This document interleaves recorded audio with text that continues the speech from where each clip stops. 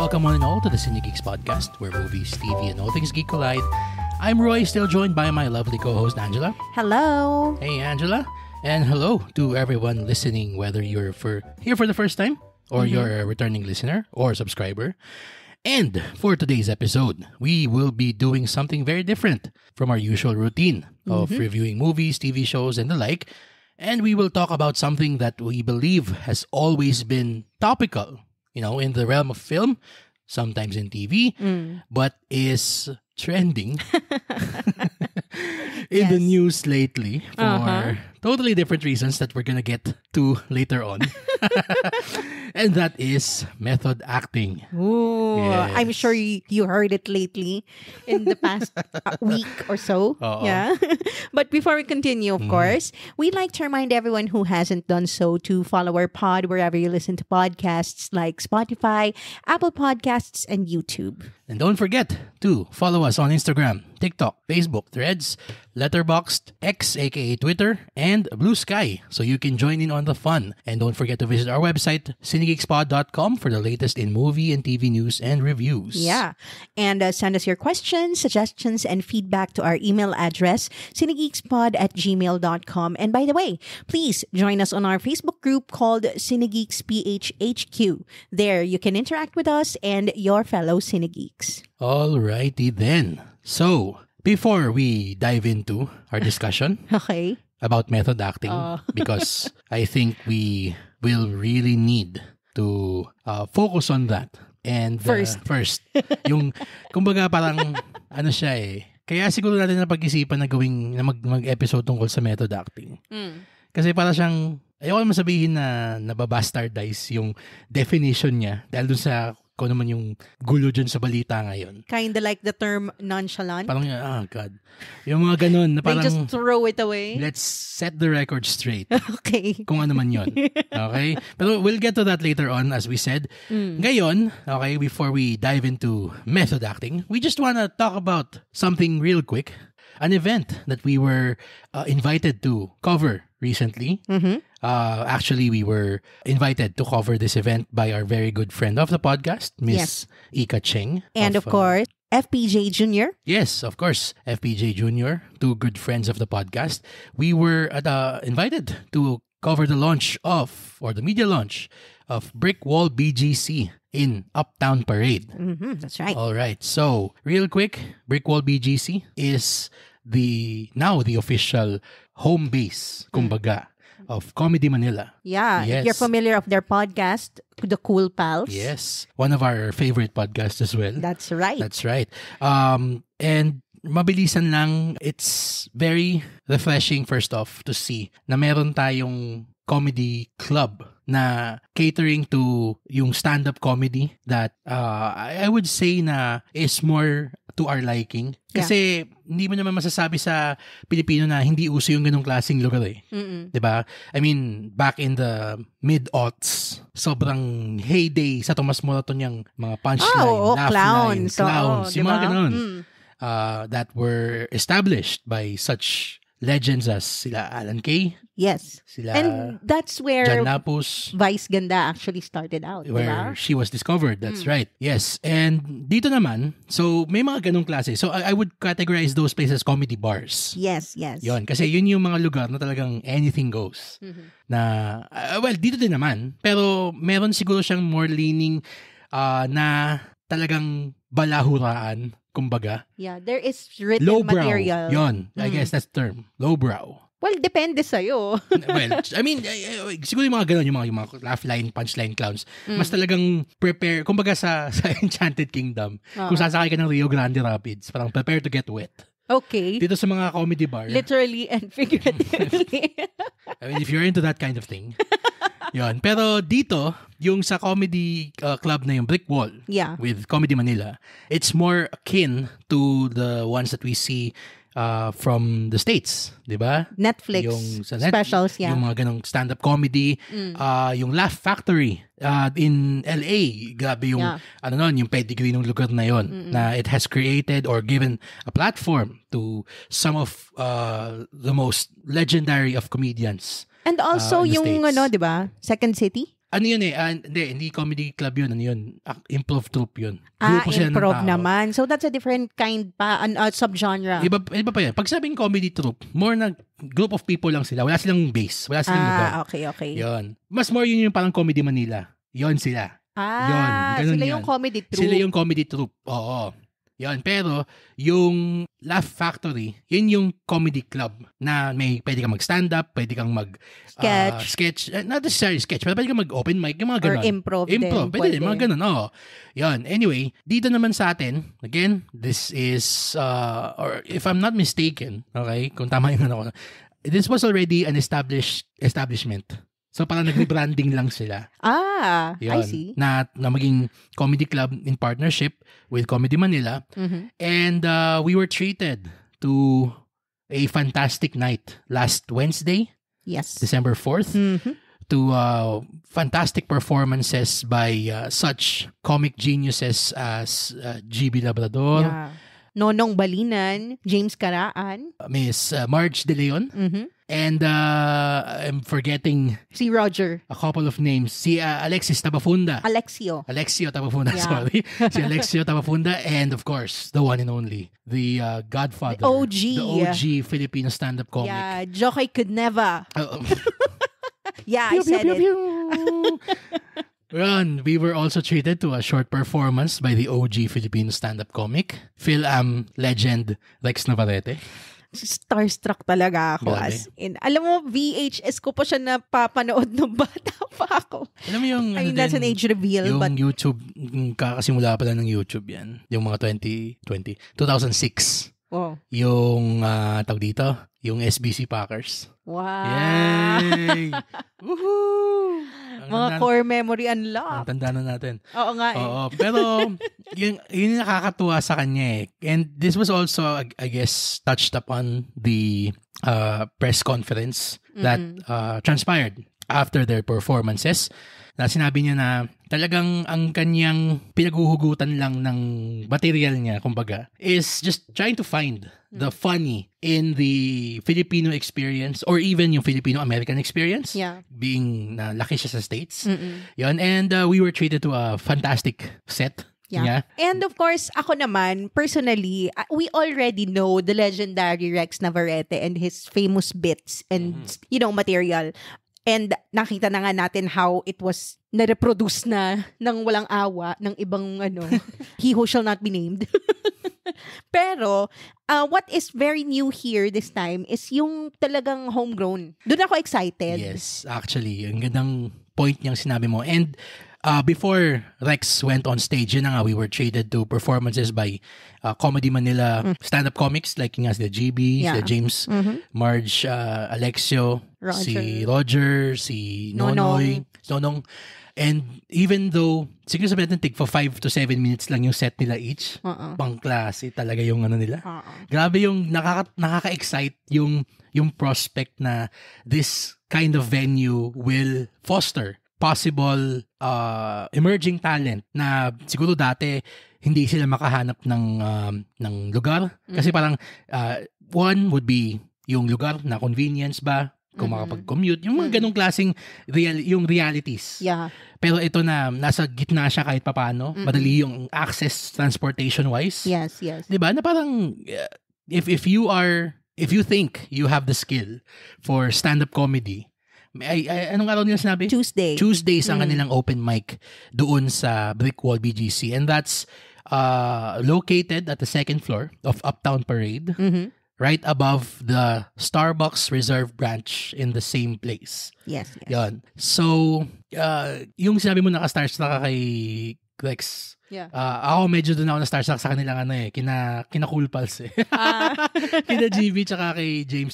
I mean, si GB just go, I love you, honey. Every time may scene tayo, biglang, I love you, honey. Yung dun sa MTRCB na ad before every film. Pero, we also have been watching him and his stand-up comedy way before pa.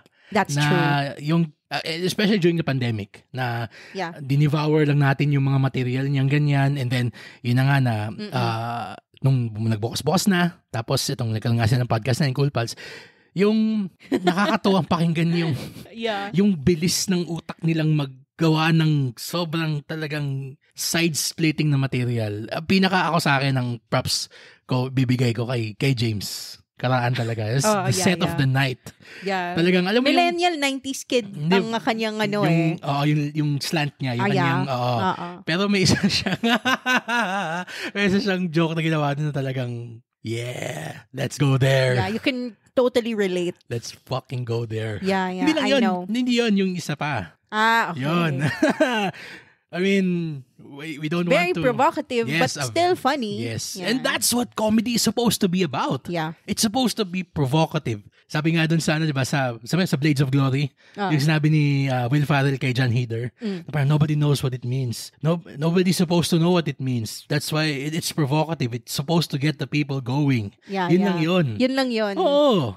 That's what comedy is supposed to be about. True, Ngayon, if you are easily offended, we would suggest na you steer clear of this place. Just watch Jokoy, maybe. Yes. Oo, yan si Jokoy. Joseph, yun. Yan, Joseph. Ganda naman yung kaya niya. Walang katapos ng Joseph. Joseph. Puro tayo Joseph. Pero, if you are willing to dive headfirst into some of the best comedy in the country, okay? Even in the world, for that matter, we highly recommend na you schedule a trip to Brick Wall, BGC in Uptown Parade. Got anything to add to that? Nothing. I'm just so excited to be back.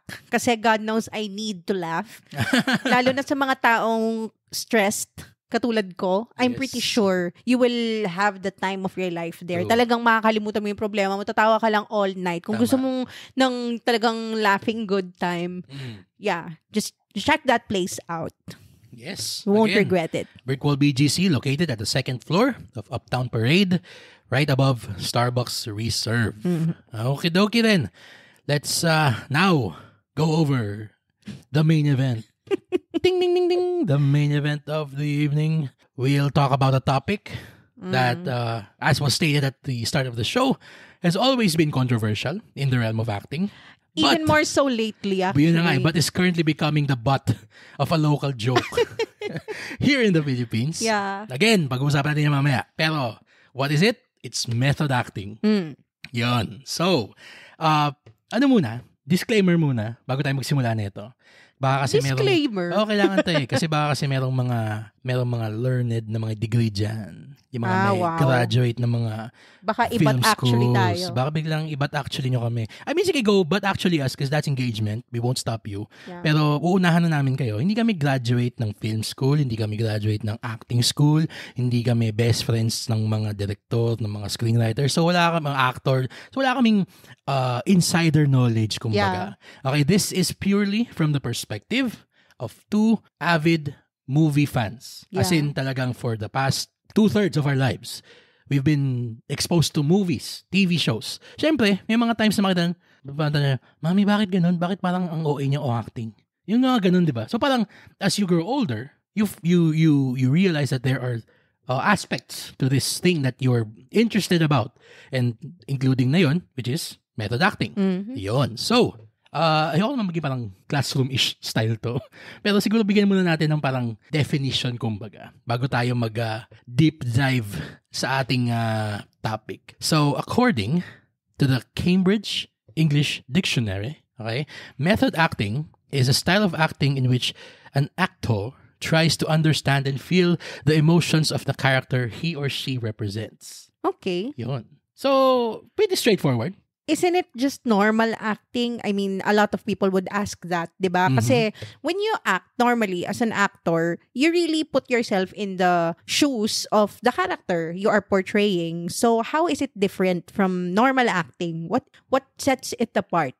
Well, I mean, pwede mo namang sabihin kasi na may mga actors na, and I mean, we see them a dime a dozen these days. Yung mga tipong sasabihan lang na, ganito eksena mo ngayon, ha? Ganito dapat mo. Ikaw, yung acting mo, isa kang asawa na nag-cheat yung asawa mo sa'yo.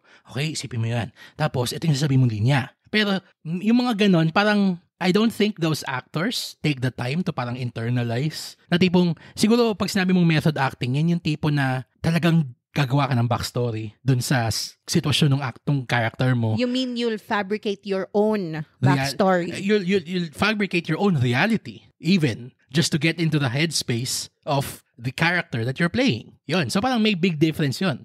Kasi, I mean, you tune into any local drama, I don't think they're doing method acting. They're acting. They're acting, oo. Sometimes, I don't think they're even acting. Pero meron daw local method acting eh.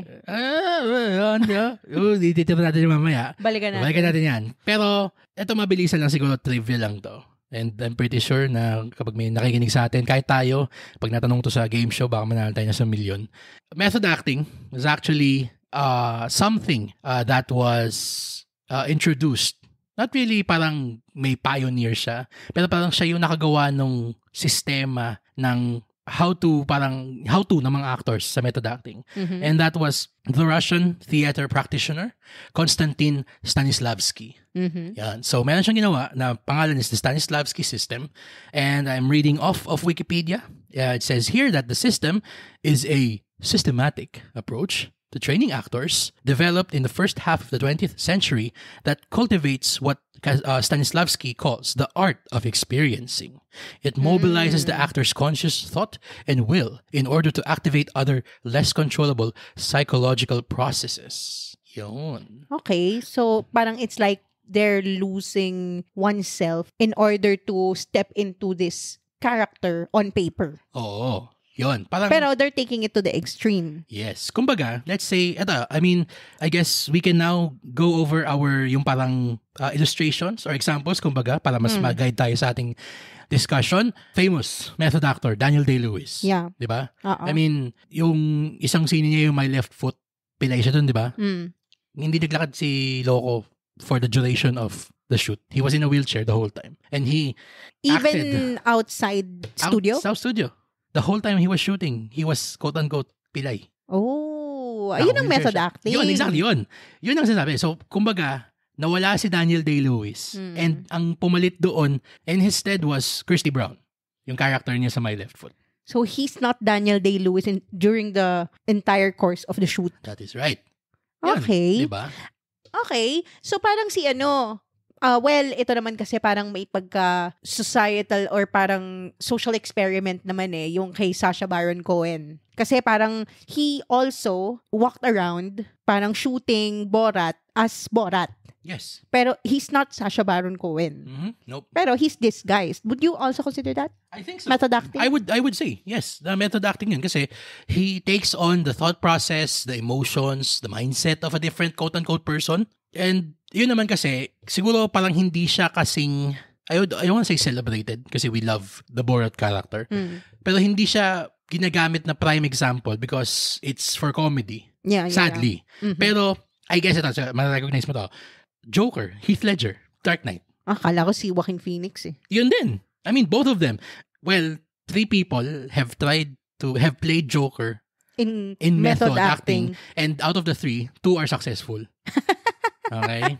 The one took 30 seconds to go to Mars. Okay? Ay, oo, naalala ko yung kay Jared Leto na nagpadala siya ng parang creepy gift kay Margot Robbie. Pinadalahan niya ng gamit na condom lahat ng mga kasama niya sa Suicide Squad. Exactly. Yun yung method acting niya. Dala ko sa kanya kung bakit yung method acting. Or is he just insane? I mean, yes. When people make ang daming tao na ginagamit na excuse yung method acting for their own, nefarious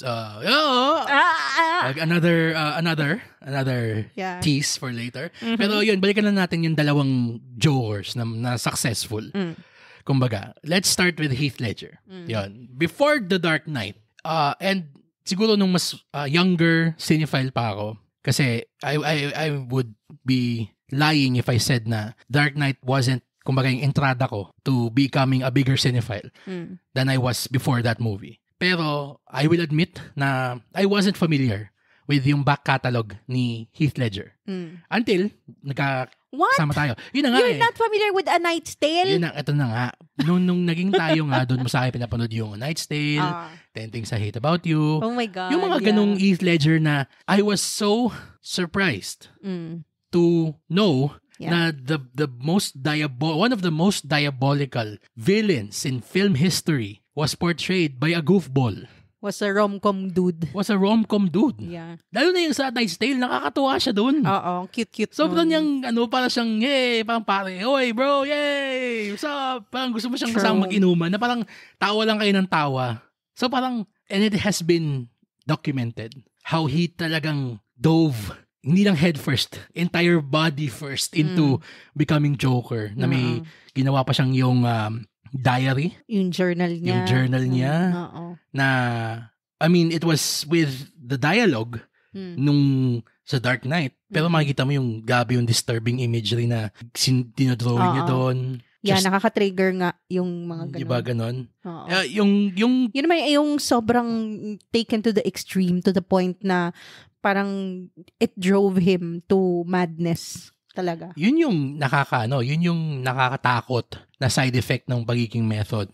And maliban kay Heath Ledger, I mean, we'd be remiss to not point out yung kanyang Dark Knight co-star, si Christian Bale. Yun naman, kung kay Ledger is psychological, yung kanyang parang naging transformation into the Joker, Christian Bale is famous for inflating and deflating his body. Yun naman, ibang klaseng method din. Pareha sila ni Joaquin Phoenix actually. Yun. Diba? Yung sobrang pag-drop ng weight talaga. Oo. To the point na sobrang bones na lang. Yung sa Machinist. Oo. Mga klase. Tsaka yung Joker 1. Hindi, sabihin ko kay Christian Bale muna. Okay. Yun. Yung same method sila na talagang they kumbaga they can control themselves. Pero mas famous si Christian Bale kasi for talagang yung physical transformation. Kasi, di ba, may yung Machinist, sobrang butot balat niya. Tapos, meron ka naman yung Vice. Yung kay Dick Cheney na sobrang taba naman niya. And kahit sa American Hustle. Oo nga. Sobrang unrecognizable niya, no? In every role he portrays. Ganun yung style niya ng method acting. You really can't see Christian Bale anymore. That's true. Ito, sige, we'll talk about Joaquin Phoenix in a moment. Pero yung isang pinaka-recent na sa aking muntik nang maging Heath Ledger ulit. Buti na lang hindi psychopath yung character niya. Si Austin Butler. Really? Di ba grabing hindi niya ma-shake off yung Elvis accent niya hanggang nag-Oscars. Oo nga, no? Diba? Yung boses niyang weird na parang... Yeah, thank you very much. Pero siya ganun talaga. Oo nga. Na sobrang absorb niya talaga. Siya na parang pagkatapos nung sine, napaka-husk niya. Elvis husk siya. O nawala na, ang tagal bago bumalik ni Austin Butler. They treat themselves kasi as parang tabula rasa eh. They need to wipe themselves off of the, the canvas in order to paint a new one. Yung character na ginagampanan nila. And yeah, sometimes you lose yourself in the process if you don't have, a strong foundation of self or a strong sense of self. True. And unfortunately, yun na nga, Ledger succumbed to that. Hindi niya kinaya yung kanyang method niya. Pero, we'll now talk about the other Joker, which is Joaquin Phoenix. I mean, before his award-winning take on the clown prince of crime, he has been everywhere. I mean, my God, yung dun lang sa Gladiator, di ba? One, yes. We don't talk about Gladiator. No. Yun na, yung kanyang role as Commodus, yung Gladiator. Grabe yun. Yung grabing talagang parang I'm pretty sure Joaquin as bristly as he is in person. I mean, he's an okay guy. Pero parang for him to parang outfit himself in the mindset of an incestuous, murderous, insecure asshole. Ibang klase yung level ng commitment mo sa craft mo para magampanan yun eh. Iba yung dating niya eh. Yung looks niya, yung micro-expressions, and yung nuance ng mga words niya, the way he delivers his lines. Talagang iba eh. True. Isa pa sa mga roles niya as yung Joaquin Phoenix doing method, of course, si Johnny Cash, yung Walk the Line, yung sila ni Reese Witherspoon ba? Yes. Yun, na gampanan niya si Cash beautifully.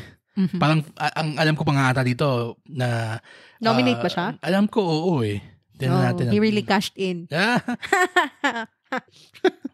Sorry, Comedy Yun. Manila. He was nominated for a he won a Golden Globe, nominated for a BAFTA, and Academy Award. Yun. Okay. Pero at least, yun, they recognized, deservedly so. Mm-mm. And another method acting tour de force ni Phoenix before I move forward was The Master. Yun. One of the last few roles, sadly, of Philip Seymour Hoffman. Yes, Yan. I remember. P.T. Anderson. Yung allegory for Scientology. Yes. Gabi, yun talagang sobrang niyang, hindi naman siya nag-machinist level na emaciated talaga. Pero alam ko, physical transformation. may physical, kasi para meron siyang dinevelop na physical stature para dun sa character niyang si Freddy dun. Yung parang nakaganon siya. Nakahukot. Hukot. Kasi talagang akala mo may scoliosis siya the whole time. Tapos yung braso niya naka-chicken wing na nakaganon. Kasi talagang nag-develop siya ng panibagong persona as Freddy Quell. Grabe, no? Parang dissociative na sila minsan, no? 'Di ba? Parang nakakatakot yun, no? Makasama sa bahay. Tapos ganun tumayo bigla. Tapos iba yung accent, iba yung way ng pagsasalita, iba yung ugali, iba yung boses. Ganun sila ka-extreme mag-method acting. Ano kaya yung pagpo-put up ni Rooney Mara sa kanya. So grabe, santa siguro yan si Rooney Mara para mag-put up dun sa kanyang pagiging method niya. Di ba nga, yung kay Sacha Baron Cohen, parang parang isa sa mga interviews nung sila pa when they were still married. Isla Fisher? Ni Isla Fisher, sinasabi ni Isla Fisher na sobrang weird na katabi niya matulog si Bruno. Si Bora. We don't talk about Bruno. Ay, God. Yon, tapos si Bora, at kapag in character siya as Ali G, hindi siya nagtatanggal ng mga wigs niya, tsaka nung mga... Yung bonnet niya. Oo. Parang, it's an entirely different person altogether. That's true. During the duration of that shoot. Pero, eto pa, I mean, since we were talking about Joaquin Phoenix and then si Rooney Mara, nakalimutan ko pala na, my God, Rooney Mara was Lisbeth Salander in the excellent Girl with the Dragon Tattoo adaptation with Daniel Craig. Sorry, Craig. Sorry, sidebar. Nag-guest si Daniel Craig sa Stephen Colbert Late Show. Kinorek niya yung name niya. Sinasabi na may kasalanan daw si Colbert sa kanya. Oh. Sinasabi niya parang, you've been mentioning my name wrong. Okay. And naisip ka parang, shit, ako din, fuck, mali yung pagkakasabi ko. Then, di ka na true James Bond fan. Yeah, we're gonna make bawi. No. Your James Bond card. Ang sabi pala dapat doon, mali yung Daniel Craig. Parang C-R-E-G. Dapat pala Daniel Craig. Because he's British. Alam ko, yun na nga eh. Yeah. Pero yun nga pala kasi nahahagip ka. Sobrang niyang subtle eh. Craig. Daniel Craig. Yun, di ba? Daniel Craig. Kahit sabi mong Craig. Lalo na pag nagmamadali ka, napapa-Craig ka na lang. Hindi, at saka American pronunciation kasi yun na nga, yung mali nga yung Craig. As in Craig Robinson. Yun nga mali nga, Craig nga dapat eh. Oo nga, okay. Ayun, sige, mabalitin tayo. Kasalanan ni Colbert. Oo. Colbert. Oo. Yun, sabi niya, I don't come here to your show and I call you Colbert. Anyway, yun na nga. So, Daniel Craig was with Rooney Mara in Girl with the Dragon Tattoo, and Mara was in method acting as well as Salander. Kaya pala sila magkasundo. Yeah, pala sila ng Celtic. Ay, nako. Anyway, ayun. So, those are the examples, famous examples of method acting that we know, or the more popular ones, kumbaga. And some of the least known, lesser known, kumbaga. Now, we want to parang, as movie fans, we want to look at it na parang, does it add anything to the experience of watching a movie? Kung ang pinapanood mong acting method acting. Ikaw, sige. Let's start with the pros, if there are for you. What are the pros of watching a film that involves an actor that does method acting? Well, for one, I think they really disappear. Well, magandang example dyan is Ariana Grande as Glinda. You really can't see a glimmer of Ariana Grande, the pop star, kasi even her speaking voice changed, diba? Appearance, she changed her appearance. Not just for the character, pero at kahit sa labas, kahit yung yung pop star persona niya, binago niya din. Hindi naman siya blonde before, and hindi naman blonde yung eyebrows niya, pero she stayed like that during the, the shoot, during sa production ng Wicked. Pero ayun na nga yung you mentioned yung physical transformation niya. How did that add to the experience of watching Wicked for you? Well, for one, nagkaroon ako ng parang impression na parang, Ariana Grande, we're gonna see the pop star Ariana Grande here. So that was what I was expecting. So dahil dun sa method acting na ginawa niya dito sa Wicked, she became Glinda. I did not see Ariana Grande, the pop star who sang Thank You Next and yung Side to Side. I did not see that. So good thing she did method acting for that role. Did that parang bring a depth to the character of Glinda dahil hindi mo nakikita si Ariana Grande? Well, yes. Kasi if I saw Ariana Grande, I will not buy her as Glinda. Mm-hmm. So, it did the movie good for me. Okay. Another example would be Lady Gaga in House of Gucci. Kasi she completely changed her voice, her accent, and she changed her posture. So, she totally became a completely different person. I did not see especially, I think this applies to celebrities or actors who have established a certain persona, public persona outside as a celebrity. Kasi kailangan talaga nilang mag-disappear dun sa role. Otherwise, you would just see Dwayne Johnson playing Dwayne Johnson. Parang ganon. So sabi natin, yung pag may scene si Dwayne, it's the opposite of method acting. It's Dwayne acting. Yes. Because he's Dwayne in every movie he's in. Or Kevin Hart as Kevin Hart. Yung may mga ganun no? So, you mean to say na there is a lack of authenticity to the character that they are portraying. Tama ba? Parang it checks you out. Okay. Of the experience, kumbaga. Pero in terms of, let's say, yung how you look at the psyche of a character. Kasi pwede mo namang sabihin na may mga actors na they just inhibit a role, let's say, and they're not that invested in being... Ito, sabihin natin, example Ito, naalala mo ba yung sa Moneyball? Yung si Jonah Hill? Yung math guy ni Brad Pitt doon? Yeah. Hindi naman siya nag-iba ng kanyang persona. He still looks like Jonah Hill. Nilagyan mo lang ng coat and tie. Pero, it's his acting that sort of lent this authenticity to the proceedings. Yan. Ang question ko, hopefully we can circle to this later, is, yun na, let's say, yung sabi mo si Lady Gaga sa House of Gucci. Is it because of her method acting na kaya mo na buy na she can be Patrizia Reggiani? Yes.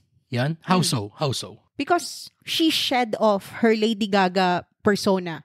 The very big personality behind the character. So, yes, it made me more committed to the story of the movie. Okay. Kasi, I did not see Lady Gaga as Lady Gaga, the big pop star icon. So, if I'm getting this correctly, for you, okay, authenticity in acting means the actor or actress losing their meta persona, reputation. Yeah. Kumbaga. Yes. Yun. Another example would be Charlize Theron sa Monster. Yun. Kasi ang ganda-ganda ni Charlize Theron, everybody knows that. She's known for her beauty and her statuesque physique, di ba? Kasi sabi ko lang, when she did Monster, there was no shade of that Charlize Theron in that character, which made you experience it more. Kasi if she did not do method acting, if she just acted it, hindi iba yung magiging experience mo True. Another would be Leonardo DiCaprio in The Revenant. Tama. Kasi you know him as this playboy, dad bod dude who dates supermodels, di ba? Pero dun sa Revenant, parang he's nothing like that on screen. So you would mas invested ka dun sa role na ginagampanan niya if you don't see his outside personality on screen when he's doing the role. That's true. Sige, let's transition to what you said. Okay, about yung kay Leo DiCaprio in The Revenant. Would you say na going that far is a con? Kasi kung pros and cons na con siya for method acting, yung ganun ka-extreme. Na parang, did he really have to eat a bison liver on camera? I mean, did he really have to parang sleep inside a carcass in sub-zero temperatures just to give us authenticity, would you say? Na was that necessary? Well, there's also this thing called marketing, especially if you're vying for an Oscar. I mean, sure. Which he got. So, worth it lahat yung pinagagawa niyang yun. Okay. Sure. Diba? I mean, whether you say it's more effective or not, it worked.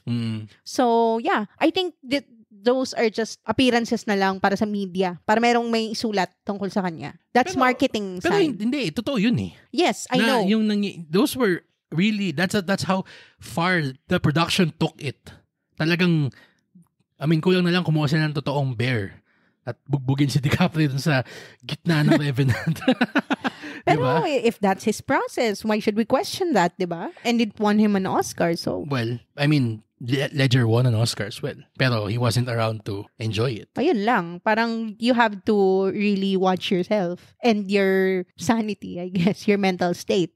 Kasi nga, it can take you overboard. That's true. If you're not careful, diba? True. Kasi, ang dami naman ding ibang examples of, I would say, method acting na hindi naman siguro yung destructive sa mga tao sa paligid nung actor or actress on set. Yes. Even to themselves. Like, let's say, sige, I guess this is one of the lesser method acting examples. Pero yung kay Meryl Streep, that's what I'm thinking about. Devil Wears Prada. Diba? Yung Iron Lady, diba? Ibang-iba yung buka ng bibig niya, iba yung accent niya. True. Pero yung mga ganun na parang she doesn't have to lose herself. I mean, herself.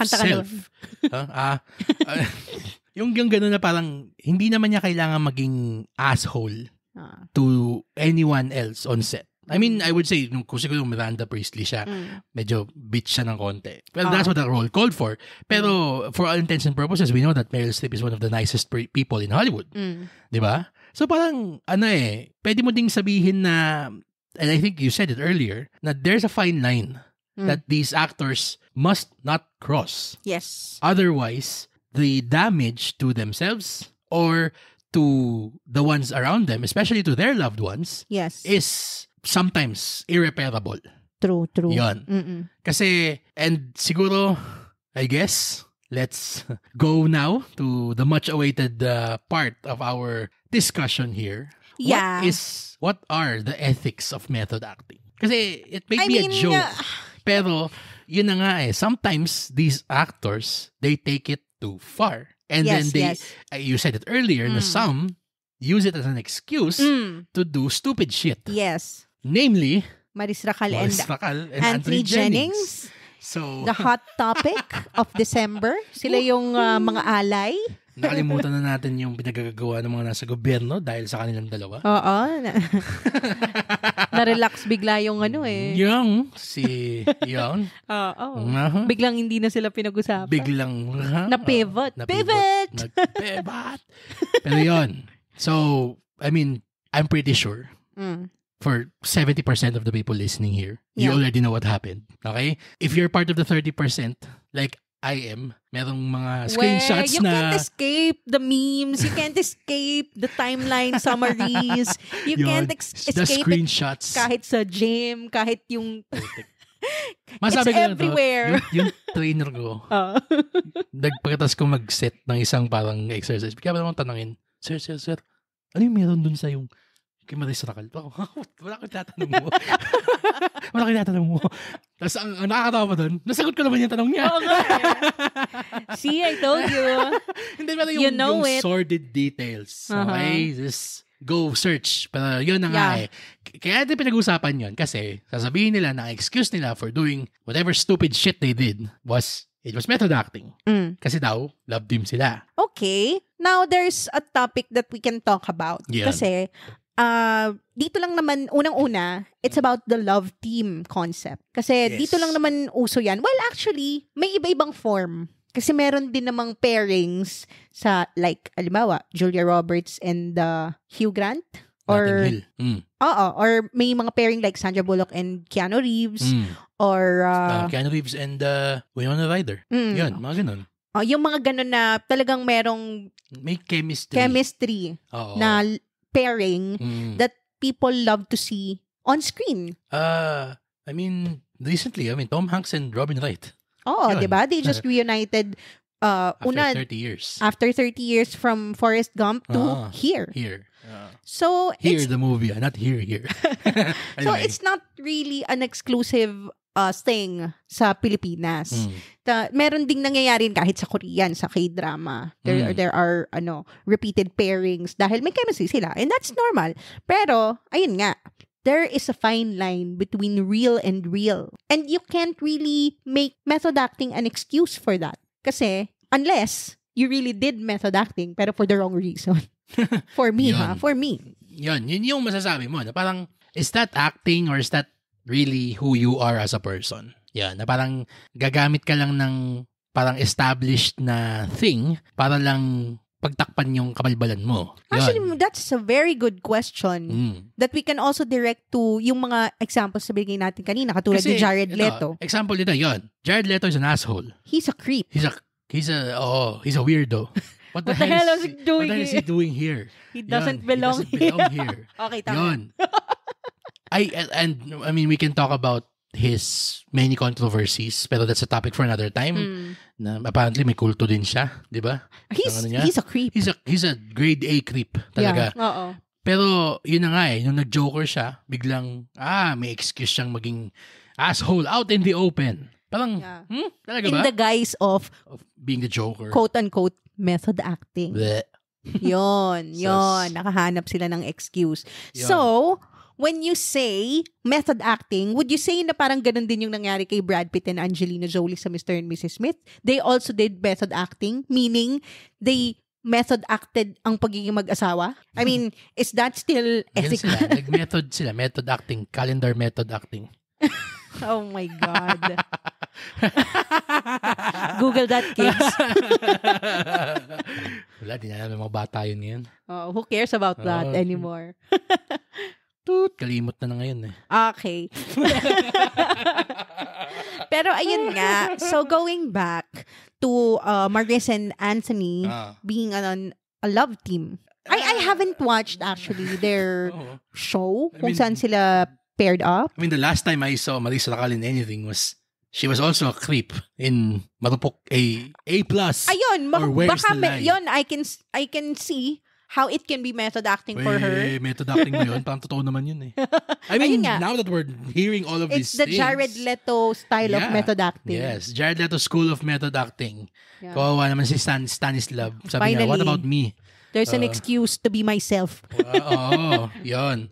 Kasi marang, siguro, sige, pinag-uusapan natin kanina na pros and cons of method acting is authenticity. Na you see that an actor inhibiting a role adds to parang an authentic depth to the film. Yeah, and the performance itself. Yeah. Pero kasi, kung discerning kang manonood, may point na habang pinapanood mo yung scene, parang parang hindi na to acting Parang totoo to.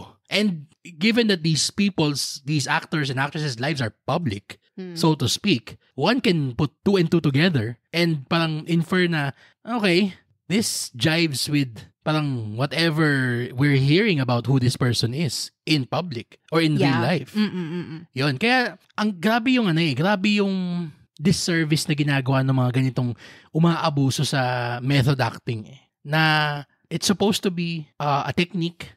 An acting process. And an internal process, if I should say so. Kasi ito, sabihin ko hindi ko lang, kasi puro natin ginamit mga local, international examples Kagamit ako ng local example, recent lang yung, pwede ko sabihin na nag-method acting, si Cedric Juan, at saka si Enchong D, sa Gumburza.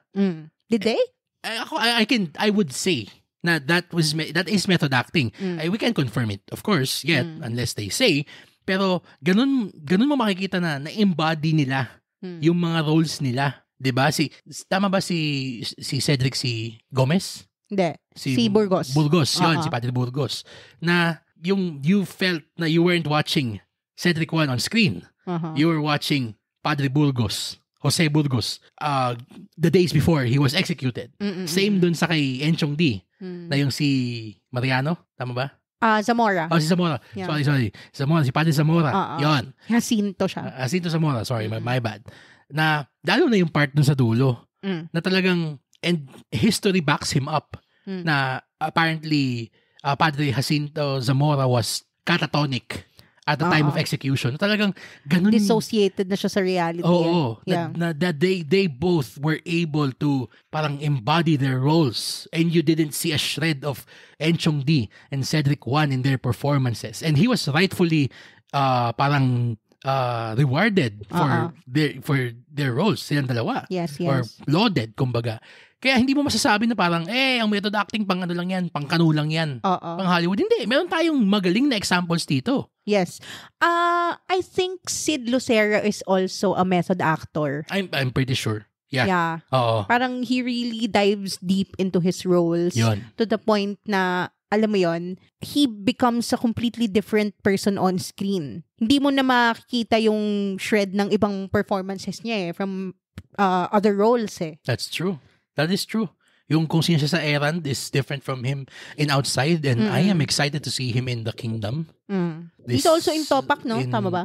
Tama ba siya? Tingnan natin. Alam ko dalawa yung MMFF niya eh. Tingnan natin. Sige.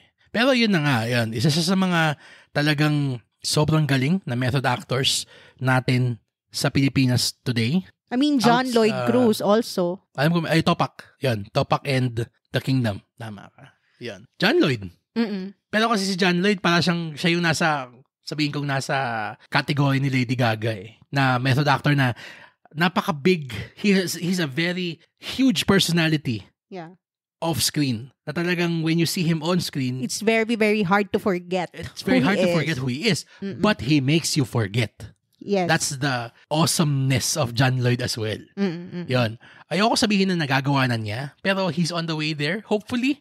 Well, he's been working with a lot of authors, so... alam ko si John Lloyd. Pero sasabi ko na may isa na parang sana ma-embody niya or parang ma-take on niya yung ganun na pag-acting ni John Lloyd kasi, I mean, obvious naman na ginagaya niya. Gusto ko makakita ng out of the normal roles to si Joshua Garcia. I think he's fantastic. Sige, I hate the film with all my guts. Pero I would say na hindi ko makita yung Joshua Garcia dun sa Fruitcake. Dun sa, sa role niya. Yung probinsyano role niya. Ano yun? Fruitcake. Oo. Tsaka dun sa isa niyang Unhappy for You. Magkaiba. Medyo parang Joshua Garcia. Yun yung ina-expect mong Joshua Garcia. Kasi Love Team yun. Yung Love Team movie eh. Oo, pero yung Fruitcake kasi, yun yung parang, okay, this dude is just lampooning he's lampooning his image to the point of parang near method. Unfortunately, the film around him is shit. Pero isa siya dun sa mga bright spots ng scene na yun. He was able to completely, chameleonic siya. Yan. Na-shed niya yung parang heartthrob, matinee idol vibe niya. Yan. Kaya hindi mo masasabing excuse na parang ang Pilipino walang method actor eh. Kaya yung sinabi ni Marisa Lacal tsaka ni Jennings na parang method yun, parang fuck you. Well, we should be seeing that on screen. Pero yung not on their screens, on our screens. Yeah. Wow, nasan yung ebidensya na nag-method acting sila? Calendar method sila. Pero yeah, parang this is a public service announcement na that is not method acting. Cheating is not method acting. Okay. You can't really equate that. Yes. Okay? Hindi yun we want to set the record straight. Okay? Being an asshole is not method acting. You're just an asshole. If you do that off screen. Okay? Yeah. Ngayon, sana, di mga nakikinig sa atin, okay? They're of the discerning kind naman. Pero for those of you na, I would say are somewhat impressionable at this point in time, yun nga, we, not just me, we implore you to educate yourselves and read up on what true method acting is, yung Stanislav's system. Yun ang method acting. Tangina, hindi yung excuse nung dalawang paglalandi na yun. Hindi method acting ang paglalandi. Ayun lang, just to set the record straight, bago pa siya mag-morph into something else entirely, like the terms nonchalant and very... mindful, very demure, na nawalan na ng meaning yung mga words na yon because it was so overused in the wrong sense. Oo. Diba? At kahit sabihin natin na tama yung pagkakagamit niya grammatically, para siyang a word uses all its power when it's overused. So we don't wanna, we don't want it to happen na mag-lose ng power yung term na method acting because it's a very powerful acting tool. Yes. Talaga. For these people to bastardize what that means is a fucking disgrace. Talaga. Hay nako. Mag-Comedy Manila na nga lang tayo. Oo, babalik kami doon talaga. Yan. Okay, so now, ayan, para mawala na yung stress natin. We now go over to our Cine Geeks post-credits picks. Here's the film that we also saw recently, and we'll just go over real quick as well. So for the only entry in this week's post-credit picks, or PCP, we may sabihin ng PCP. Ay, ang ganda.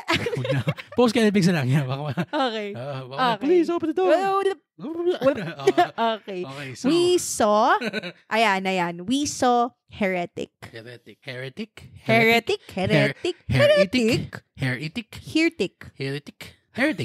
Yes. Herehe. Yes. Starring, of course, Hugh Grant alongside Sophie Thatcher and Chloe East. So, newcomers. I wouldn't say newcomers. Medyo naman sila. I wouldn't say established din naman. Pero they have a few roles naman under their belts each. Mga young actresses pa lang naman. Pero I wouldn't fault you for thinking na parang isa sa mga bago, mga only roles to. Pero yan, they've been around for a while. Chloe and Sophie. So, Heretic, just real quick, is about two Latter-day Saints missionaries who go and knock on the door of this weirdo portrayed by Hugh Grant. Yeah. And he proceeds to challenge everything that they know about not just their own faith, but faith in general. Ganda. That's one of the best movies we've seen this year. So well written. So intelligent. Another reminder, never to doubt A24. Yes. Kapag may nagtumawag sa atin. Kasi may kasabay kasi itong premiere na to. Okay. Yun. May kasabay kasi siyang sining isa. We did still see it though. Yun. But buti nga hindi siya nawala kaagad. A week too late. Yun. In my opinion. We should have seen it the first time we were invited. Well. Yan. So anytime they say na, A24, yes, A24 takes precedent. Better late than never. True. Kasi, yun na nga, sabi mo, it's intense. So well written. Yes. Lalo na yung may isang monologue dito na talagang, yay! Philosophy 101. Yeah, this is a philosophy major sweat dream. It is. May nakita nga ako din sa sa Letterboxd, may nagsabi na parang, ngayon lang daw siya nakakita ng isang atheist Redditor portrayed on screen. Our religion. Our religion. Pero yun na nga parang siyang, it's so smart. I wouldn't say naman na it's a perfect film. Kasi it gets to a point where it loses steam. Yes. Then, especially towards the end. Pero for the first, let's say, hour and 10 minutes. First to second act, sobrang niyang electric, talagang edge of your seat. Grabe, at hindi dahil sa action at hindi dahil sa takutan. Dahil din sa dialogue. And the tension building din. Galing. Love it. Sobrang galing. By the way, just to point out, this was directed and written by Scott Beck and Brian Woods.